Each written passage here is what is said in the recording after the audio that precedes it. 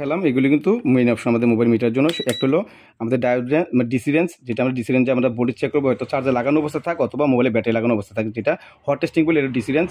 আর এটা হলো আমাদের আবার লাস্ট আলোচনা, এটা হলো আমাদের কোয়ান্টিটি, শুধু আমরা কোয়ান্টিটি চেক করবো। হ্যাঁ, কোয়ান্টিটি চেক করার জন্য মানে একটা লাইন, একটা এটার সাথে এই প্রান্ত থেকে এই প্রান্তের মধ্যে সংযোগ আছে কিনা, আমি এক প্রান্ত থেকে আরেক প্রান্ত সংযোগ আছে কিনা, সেটা হলো আমাদের পিপ রেঞ্জে মাপবো। এরপরে আমরা মাপবো ডায়োড রেঞ্জ। ডায়োড রেঞ্জে আমরা ক্যাপাসিটার মাপতে পারবো। ক্যাপাসিটার বলেন, রেজিস্টর মাপেন অথবা আপনি কয়েল মাপেন, ডায়োড মাপেন। এক্ষেত্রে আপনার এই লালটা থাকবে গ্রাউন্ডে, আর এটা দিয়ে আপনার কালোটা দিয়ে আপনি মাপবেন। হ্যাঁ, আচ্ছা, এটাগুলো ডায়োড। এরপর আমাদের ফ্যারাট। এই ফ্যারাট আমাদের কোনো প্রয়োজন পড়ে না আমাদের মোবাইলের ক্ষেত্রে। ফ্যারাট আমাদের তেমন কোনো ইম্পর্টেন্ট না, মানে আছে এই অপশনটা, কিন্তু আমাদের আমরা ক্যাপাসিটি মাপার জন্য কিন্তু ফ্যারাট ব্যবহার করে থাকি, কিন্তু ফ্যারাট আমরা ব্যবহার করি না, আমরা ডায়োড রেঞ্জ ব্যবহার করে থাকি। হ্যাঁ, তো দেখেন এটা হলো কিলোমস। কিলোমস মানে কিলোমস, মেগামস, যেটি হোক, এই যে রেজিস্টার মাপার জন্য আমরা মাপবো। এই ক্ষেত্রে এই মিটারের দুইটা প্রুফ আমরা একটা রেজিস্টারের দুই প্রান্তে আমরা ধরবো।